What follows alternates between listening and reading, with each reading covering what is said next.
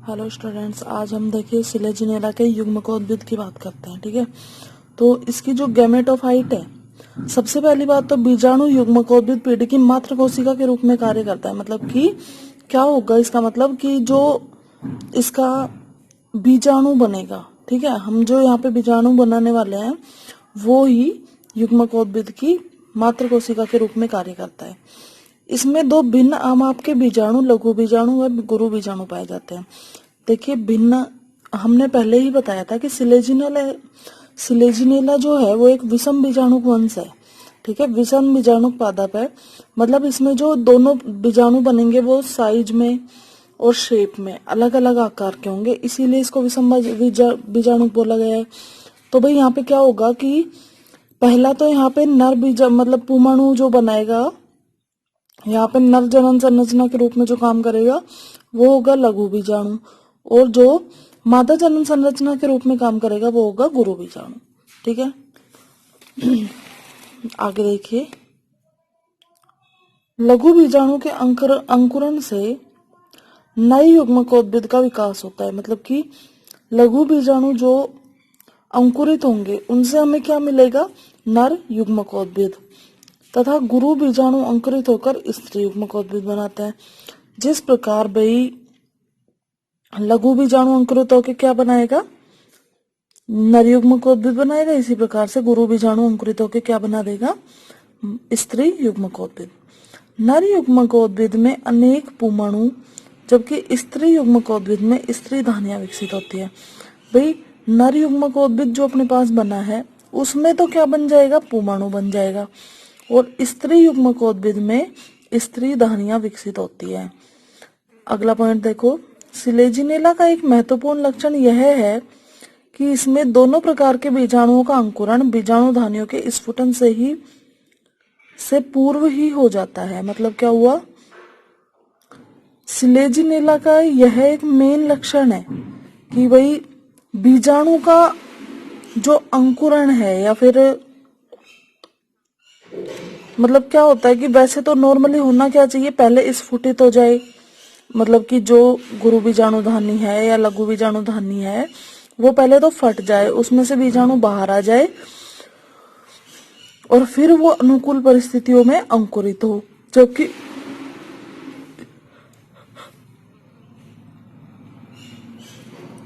जबकि सिलेजिनेला का एक मेन लक्षण ये क्या है कि भाई इसमें स्फुटन नहीं होगा और उससे पहले ही बीजाणु में अंकुरण स्टार्ट हो जाएगा। ठीक है, और जैसे ही बीजाणुओं में अंकुरण हो जाएगा तो ये क्या कहलाने लग जाएंगे, अब युग्मकोद्भिद कहलाने लग जाएंगे। ठीक है, जैसे कि लघु बीजाणुओं के अंकुरण से तो नर युग्मकोद्भिद बन जाएगा और गुरु बीजाणु के अंकुरण से स्त्री युग्मकोद्भिद, जो कि हम बता चुके हैं ऊपर, है ना।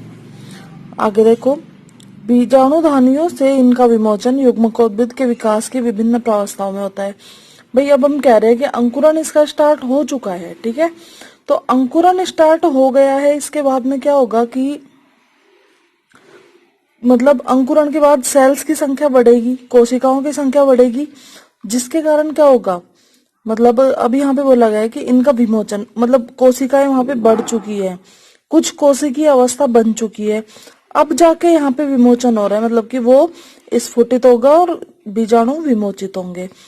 तो इनका विमोचन युग्मकोद्भिद के विकास की विभिन्न प्रावस्था होते हैं। मतलब वो कोई भी प्रावस्था हो सकती है, 8 कोशिकीय, 16 कोशिकीय या 12-13 कोशिकीय। ठीक है, जो भी इसका मतलब लाक्षणिक गुण है कि भाई इतने कोशिकीय अवस्था में इसका स्फुटन होगा या विमोचन होगा। ठीक है, अब देखो हम लघु बीजाणु की बात करते हैं।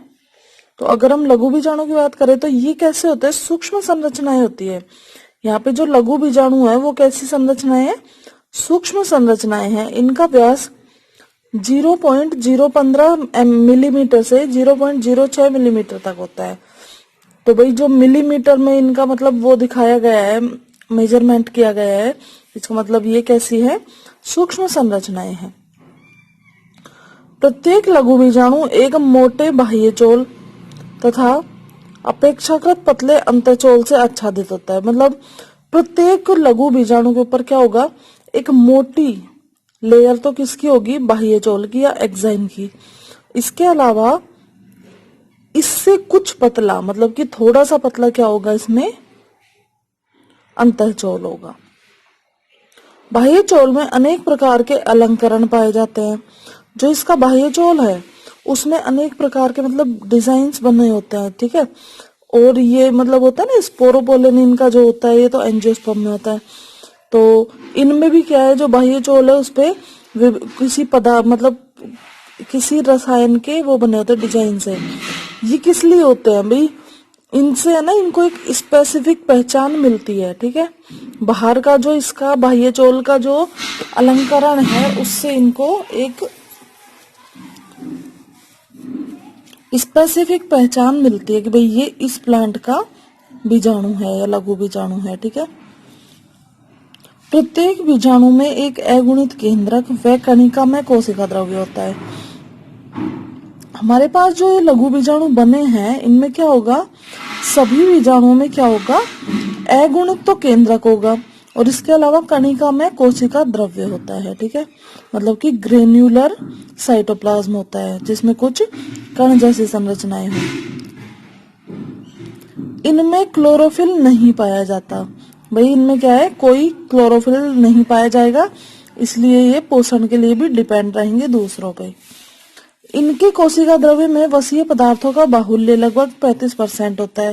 भाई इनका जो साइटोप्लाज्म है उसमें फैटी जो मतलब सबस्टेंस है, मतलब वसीय पदार्थ जो है वो काफी मात्रा में पाए जाते हैं। लेकिन हम आगे पढ़ेंगे कि स्त्री जो वाला गुरु बीजाणु पढ़ेंगे ना, उसमें ये लघु बीजाणु की तुलना में और भी ज्यादा होता है। लघु बीजाणुओं का अंकुरण बीजाणु धानी में ही प्रारंभ हो जाता है। क्या हुआ कि लघु बीजाणु जो है उनका अंकुरण मतलब जो बीजाणु धानी है उसमें प्रारंभ हो गया। ये बात तो हम ऊपर ही बता चुके हैं कि भाई इसका एक अभिलाक्षणिक गुण क्या है कि बीजाणुओं का अंकुरण बीजाणु धानियों में ही मतलब स्फुटित होने से पहले ही चालू हो जाता है। आगे देखो, बीजाणु धानी से इन लघु बीजाणुओं का विमोचन युग्मकोद्भिद की 13 कोशीय अवस्था में आता है। मैंने बताया था ना कि युग्मकोद्भिद के विकास की किसी न किसी अवस्था में इसका विमोचन होता है। तो यहाँ बताया कि 13 कोशिकीय, जब युग्मकोद्भिद मतलब बीजाणु विकसित होकर 13 कोशिका तक आ जाएगा, उस अवस्था में क्या होगा, इसका विमोचन होगा। लघु बीजाणु का प्रथम विभाजन असममित होता है, जिसके फलस्वरूप एक छोटी मैसूराकार प्रोथैलियल कोशिका तथा एक बड़ी पूंधानी प्रारंभिक बनती है। भाई लघु बीजाणु है, हमें अब यहाँ पे हमें लघु बीजाणु मिल गया, ठीक है, 13 कोशिकीय अवस्था में, ठीक है। इसका यहाँ पे ही बीजाणु धानी के अंदर ही विकास चालू हो चुका था। तो अब हमें यहाँ पे क्या मिला है, 13 कोशिकीय लघु बीजाणु मिल गया एक तरीके से। तो लघु बीजाणु का प्रथम विभाजन असममित होता है, मतलब कि बराबर नहीं, कोशिकाएं जो बनेंगी वो बराबर नहीं बनेंगी। असममित क्या होता है, सम्मित होता तो मतलब दोनों कोशिकाएं एक समान बन रही है, लेकिन यहाँ पे असममित बताया गया है। मतलब यहाँ पे क्या हुआ कि दोनों कोशिकाएं अलग अलग हैं, मतलब कि आकार में और आमाप में सेम नहीं है, जिसके फलस्वरूप एक छोटी मतलब जो इसमें छोटी कोशिका बनेगी वो कैसी होगी, मैसूराकार प्रोथैलियल कोशिका। इसका नाम क्या होगा, प्रोथैलियल कोशिका। तथा एक बड़ी पूंधानी प्रारंभिक कोशिका बनती है। इसमें जो बड़ी वाली बनेगी वो कौन सी होगी, पूंधानी प्रारंभिक कोशिका होगी। इसके बाद प्रोथैलियल कोशिका में कोई विभाजन नहीं होगा। यहाँ पे इस लघु बीजाणु की मतलब पहला विभाजन हुआ, इसके बाद जो हमारे पास प्रोथैलियल कोशिका बनी है इसमें कोई विभाजन नहीं होगा, ये यहाँ पे ऐसे कैसे रुक जाएगी। और पूंधानी का विकास पूंधानी प्रारंभिक से होता है। अब जो ये पूंधानी प्रारंभिक कोशिका थी ये क्या करेगी, विकसित होकर क्या बना देगी, एक पूंधानी का निर्माण कर देगी। पूंधानी प्रारंभिक से अंततः विभाजनों के पश्चात पूर्व पुमणु बनते हैं। भाई ये जो पूंधानी प्रारंभिक बनाई है इससे हमें क्या मिल जाएंगे, लास्ट में पूर्व पुमणु, मतलब कि एंथ्रेजॉइड्स। प्रत्येक पूर्व पुमणु कोशिका के कायांतरण से एक तर्कु रूपी द्विकशाबुक पुमणु बनाता है। भाई पूर्व पुमणु में और पुमणु में क्या अंतर है कि पूर्व पुमणु अभी चलने के योग्य नहीं है क्योंकि इसमें कशाभिकाएं नहीं है, ठीक है, फ्लैजिला नहीं है। लेकिन पूर्व पुमणु के बाद में क्या बनेंगे, हमारे पास कायांतरण होगा इसमें, मतलब इसमें कुछ चेंजेस आएंगे और क्या हो जाएगा, पुमणु का निर्माण हो जाएगा, जिसमें क्या होंगी, तर्कु रूपी 2 कशाभिकाएं होंगी। तर्कु के आकार की 2 कशाभिकाएं होंगी। अब देखिए गुरु बीजाणु की बात करते हैं। इनका आमाप अधिक होता है। भाई ये आमाप में कितनी मतलब लघु बीजाणु की तुलना में इनका आमाप कैसा होता है, ज्यादा होता है। भाई डिस्टरबेंस के लिए बहुत बहुत सॉरी, लेकिन क्या कर सकते हैं। चलो देखते हैं।